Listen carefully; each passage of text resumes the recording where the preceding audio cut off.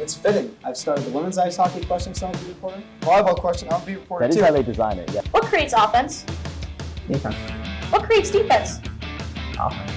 No, the goalie in the back of the net. So you're crazy. I like you, but you're crazy because At least if you're going to pick a trap game, pick the right ones. Little fast footwork. I know your feet don't move that fast. Brady, that's all flash, no pass. She didn't net it in the back of the net. That's not even a What are goal. you doing coming out, Ryan? Brady, Are you ready for some debate? This Bobcat Breakdown starts right now. Hello, and welcome into Studio 125 for another episode of Bobcat Breakdown. I'm your host, Aaron Epstein, alongside Ben Rickovicius and Nick Boyd. We've got an exhilarating show on deck for you tonight. So, are you guys ready for a debate? Nick, I'm so excited. We got to debate each other once earlier in the year. I'm so excited for the rematch. It was such a close back and forth debate. Let's do it now. Hey, and we get to do it with one of the best right That's here, right. Mr. Epstein. Well, starting off on the court, reigning men's basketball MAAC Player of the Year, Amari Monroe, announced he will be returning to Quinnipiac for the 2025-26 season after entering the transfer portal in March. Monroe led the team this past season in points per game, averaging 18.1, and rebounds per game, averaging 9.1. What is the men's basketball team's ceiling with Monroe coming back? Ben, you start us off. Nick, this should be the easiest question of the night. March Madness is the ceiling, as it has been for this team every single year, and getting Monroe back solidifies that. MAAC Player of the Year coming back. The last time that happened was 2020-2021 with Sienna's Jalen Pickett. Where's he right now, Nick? The NBA? That's right. Had a He's with the triple-double. Denver Nuggets. And there's no doubt that Amari is going to be amazing. He should be a lock for Player of the Year again and DPOY. They're also bringing back James Zimmerman. And yes, they're losing some big pieces. Savion Lewis, Paulo Tieno.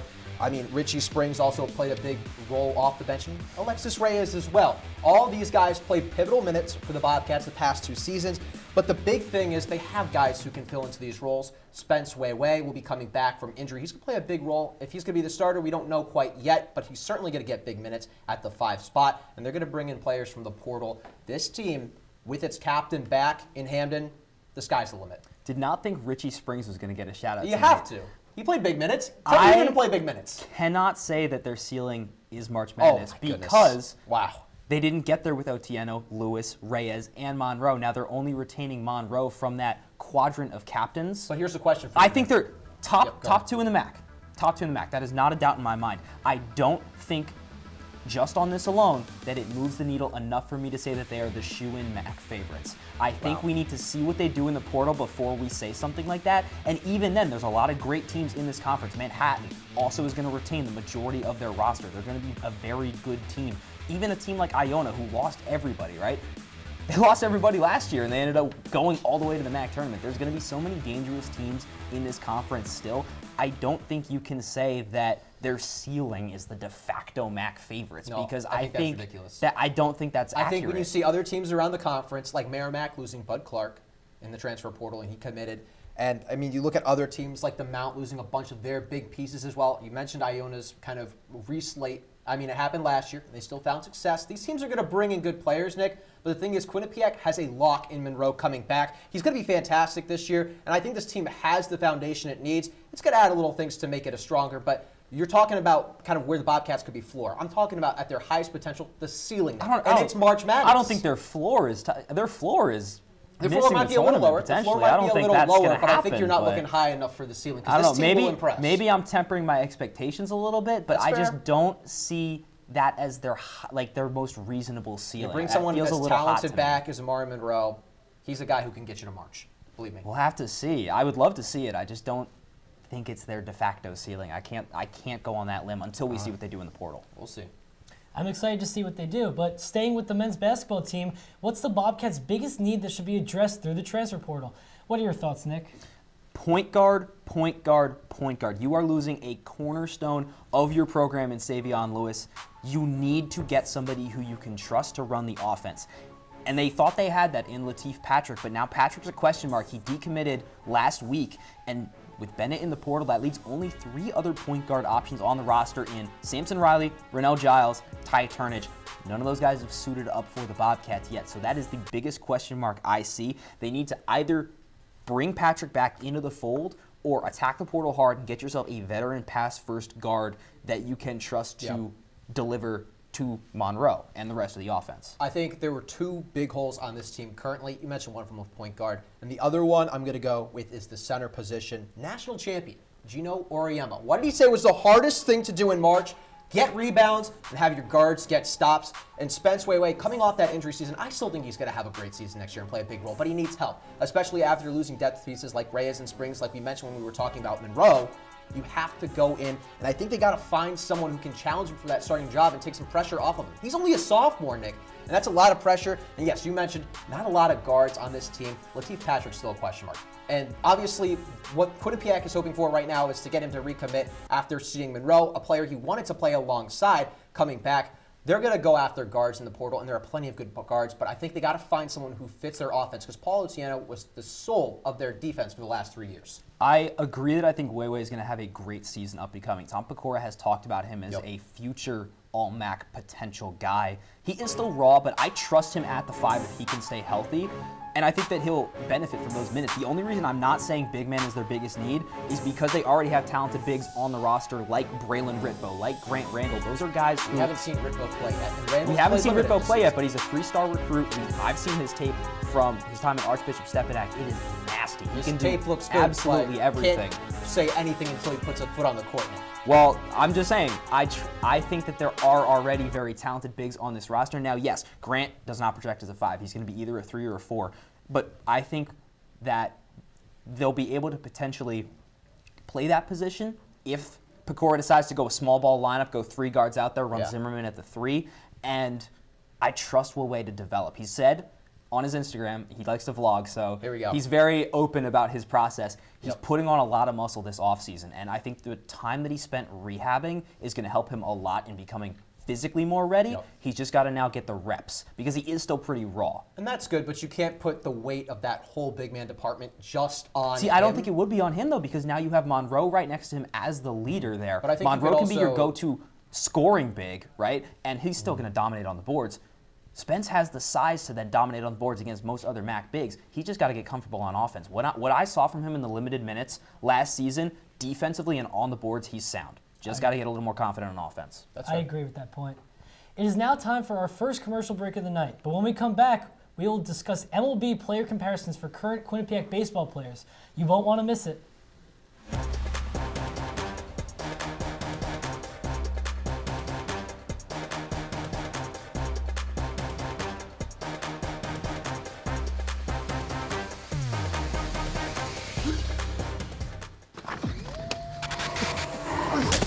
Multiple studies have shown that marijuana can slow both driver reaction and response time, which can be really dangerous. He's here. He's here. Wait. What? I can't drive. Why? My. Oh.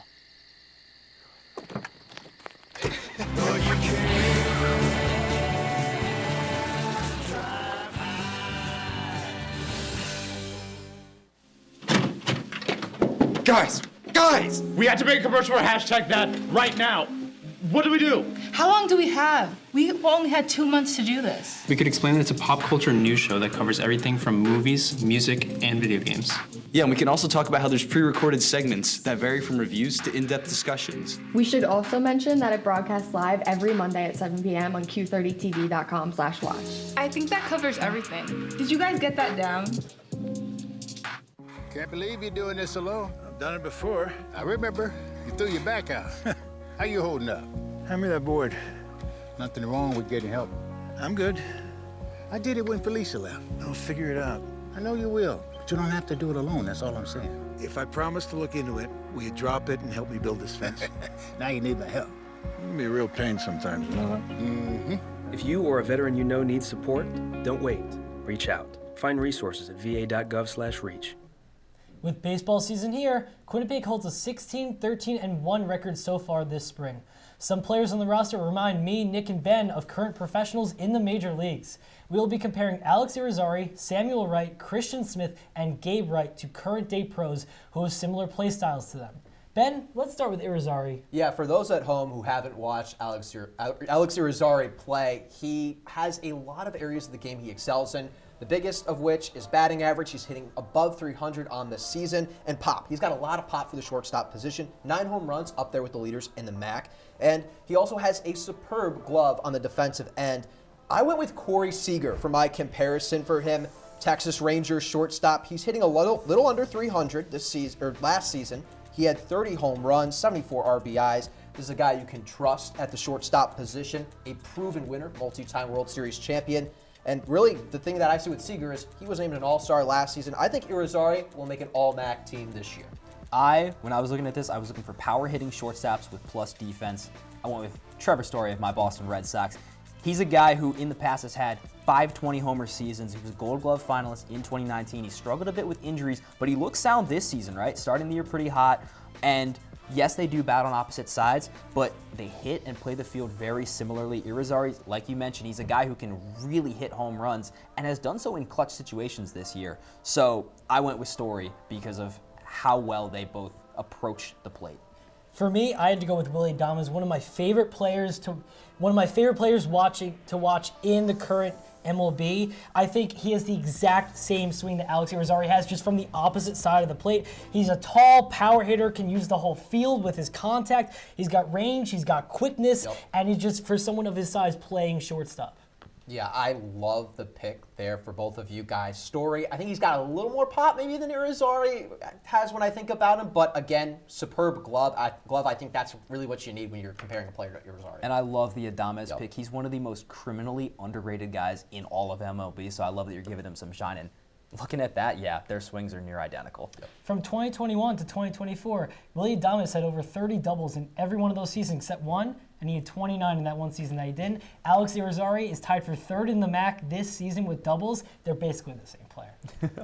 Moving on to the mound, who does Samuel Wright compare you to? Nick, let's see your choice. So I went with a young pitcher because Wright's a first year, right? He's broken into the starting rotation, and he's had some impressive outings. At the start of the year, he went over 4 innings against UNCW, struck out 4. He's gone 5 innings or more in multiple MAAC games this season.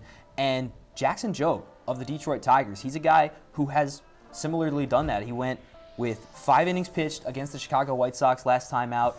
And these guys are both 6'2" righties who utilize fastball and breaking balls very well. And if you look at them pitch, they have nearly identical deliveries. You know, I think we were thinking along the same lines here because I went with newest Rocky Chase Dollander. Got called up on Sunday to make his major league debut. Also a rookie, throws the high hitter just like Samuel Wright did right there. And then he has this low curveball slider to get him out down low. In Samuel Wright's last start, he had 6 innings pitched, 4 earned runs, and had 9 hits allowed. In Dollander's first start in the majors on Sunday, 5 innings pitched, 4 earned runs, 7 hits allowed, practically the same stat.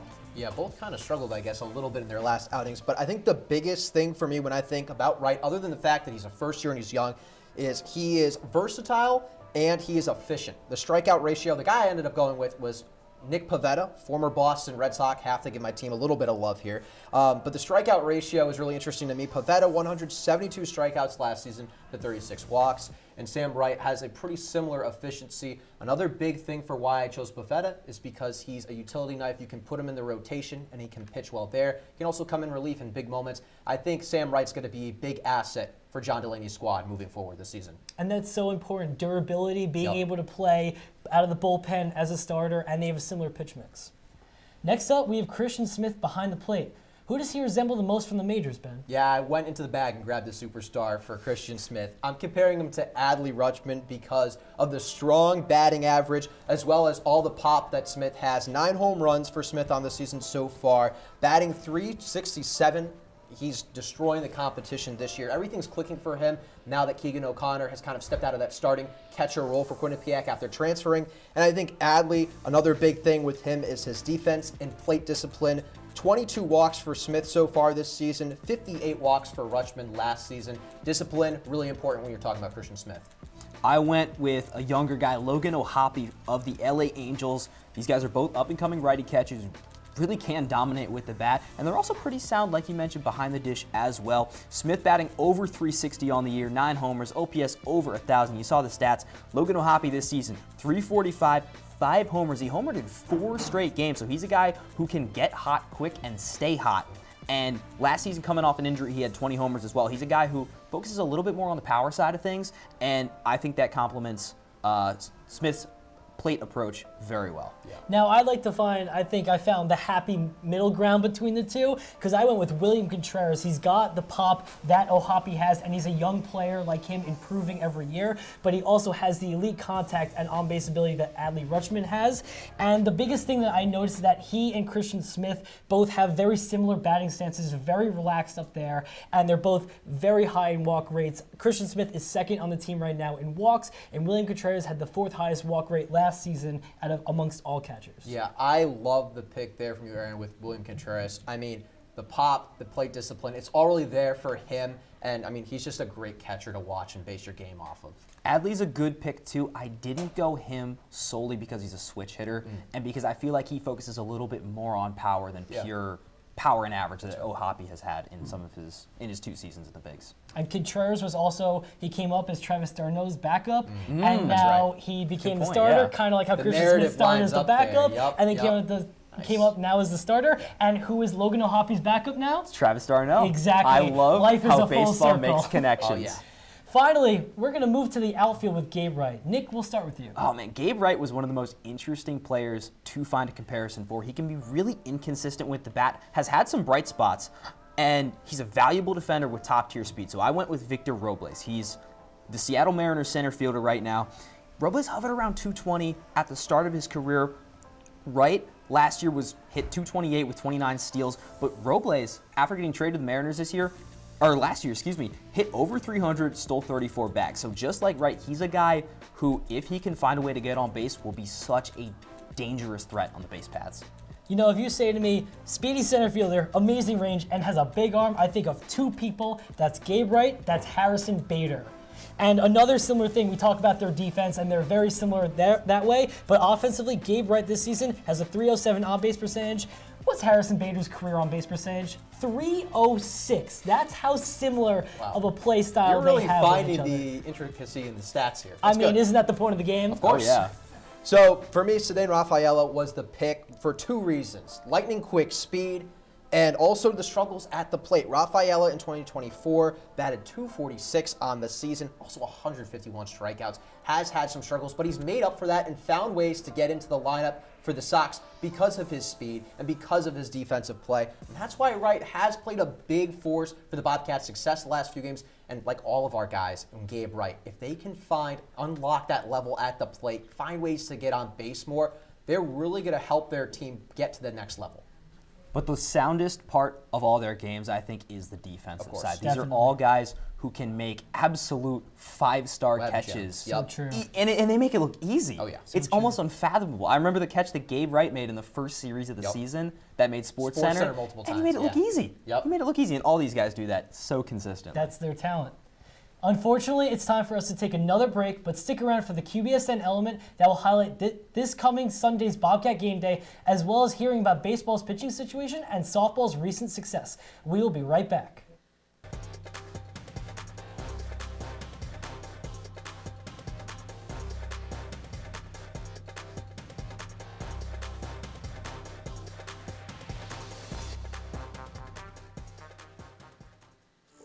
As a dad, every day is a challenge.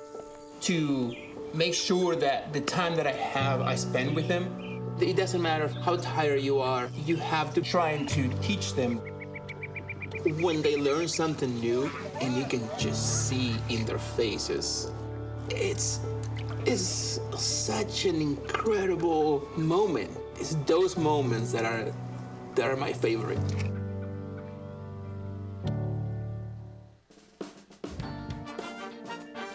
No, I'm not gambling.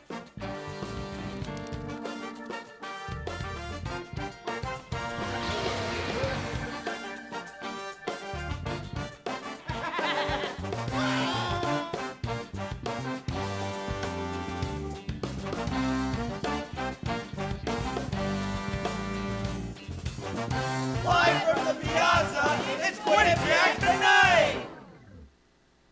Emma, did you hear? Todd's in the hospital. Who's Todd? He got a collapsed lung from vaping. He thought it was cool. not cool. Promise you won't vape, Emma. It can lead to a lifelong addiction, and we can't be friends if your lungs collapse. Bogus. Wacky sitcom teens aren't the best people to talk to your kid about vaping. Hey, you got a minute? You are. Start the conversation with your child about vaping today. Welcome back to Bobcat Breakdown. If you're just joining us, I'm Aaron Epstein with analysts Ben Rickovicius and Nick Boyd. This weekend, the Quinnipiac baseball team will host the MAAC Warriors for a 3-game series. On Sunday, Q30 and QBSN will broadcast Bobcat Game Day for pregame and postgame coverage of the final game of the series. Here's the QBSN element previewing the matchup ahead. Bobcat Game Day is on Sunday as the Quinnipiac baseball team prepares to take on the MAAC Warriors. We will be your QBSN broadcasters. I'm James Nolan alongside Carlos Callo. Carlos, how does the Bobcats look so far in the MAAC this season? They look good so far. They're in the 3rd place of the MAAC right now with a 10-5 record, just behind Ryder in 2nd and Fairfield in 1st place. Right, and the Bobcats are going to have to be carried by C.J. Willis. He's been one of the hottest bats recently. He has 7 home runs in his last 10 games, and he's now tied for the team lead in that category. Carlos, what's the significance of Sunday's contest? It's of great importance. Out of the 5 series that Quinnipiac has played so far in the MAAC, they have 3 of them. They haven't won on the Sunday game. They have won those series before the Sunday game, so Sunday matchup would be a great one. Listen live into the game at 1 o'clock on Sunday at theqbsn.com/listen. For Carlos Callo, I'm James Nolan. Sticking with baseball, the Bobcats have a .310 batting average this season and have hit 18 more home runs than their opponents in 30 games. But they also have a 7.24 team ERA, and teams have hit for an average of .284 against them. Focusing on the bullpen, which reliever can John Delaney put the most trust in? Ben, let's hear your thoughts. Yeah, we know pitching has always been a kind of sore spot for the Bobcats, trying to find guys who can go out there and eat innings. And I think Andrew Roballo has had a much improved season this year in his 3rd year with the program. He's looked a lot more experienced and comfortable out there. 29 innings pitched, 2nd on the team, and a sub-5 ERA, which is good for 4th on the team. He's got 8 outings this season with 3 more innings. Roballo has looked comfortable. He's kept the Bobcats in games. His commands looked a lot better. Only 11 walks so far this season, and in big moments, you need somebody who's going to limit the base runner, and at the end of the day, I think Roballo is the guy for that.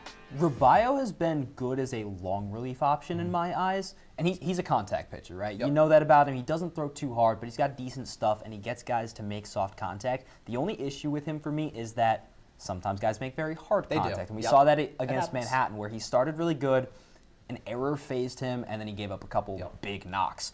I went with a guy who I think can be an 8-9 inning guy going into the future, a high leverage reliever, and that's first-year lefty J.C. Francanere, the youngster from Sparta, New Jersey. He's impressed me this season. He's got 20 innings, 3rd best ERA in the team, 3.57 on the season, good pitch mix. He touches higher heat with his fastball in the high 80s, and he really only has gotten shelled in games where he's pushed over 3 innings. So I think if John Delaney keeps him as a 1, maybe 1.5, 1 3/4 inning guy, put him in the 8th inning, maybe keep him out there for a 9th or save him for your closer spot. We know this team is going to be closer by committee, but I think he's one of the top options. JC is definitely one of the most kind of comfortable options on that the first years that they've brought in this season, and he's gotten a lot of Delaney's trust. The big thing that I'm concerned about with him is the walks. He's allowed 20 of them so far this season. He's looked a little frantic. He's got great stuff.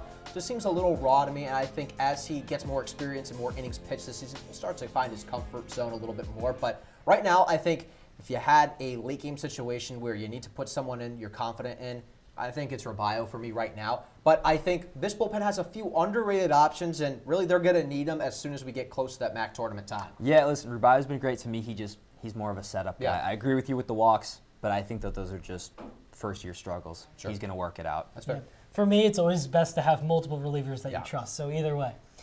It's now time for our final break of the night, but when we come back, it'll be time for us to give our final roars. Stay with us, Bobcat Breakdown. We'll be right back.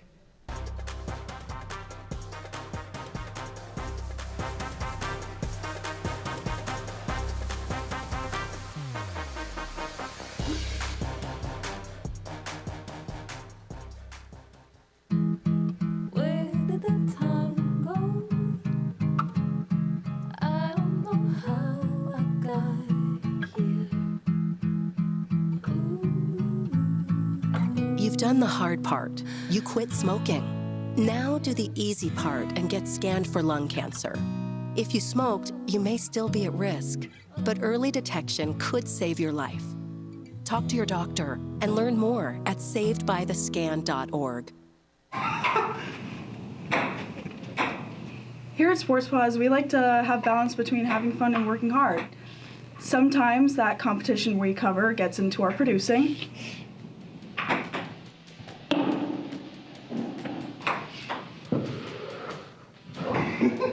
Tune in every Monday night at 9:30 at q30tv.com/watch for all the news, highlights, and more. This is Sports Pause. Everyone has a ritual. That small thing we do to keep us focused. But what do you do to keep your head in the game? To drown out the self-doubt and support your mental health.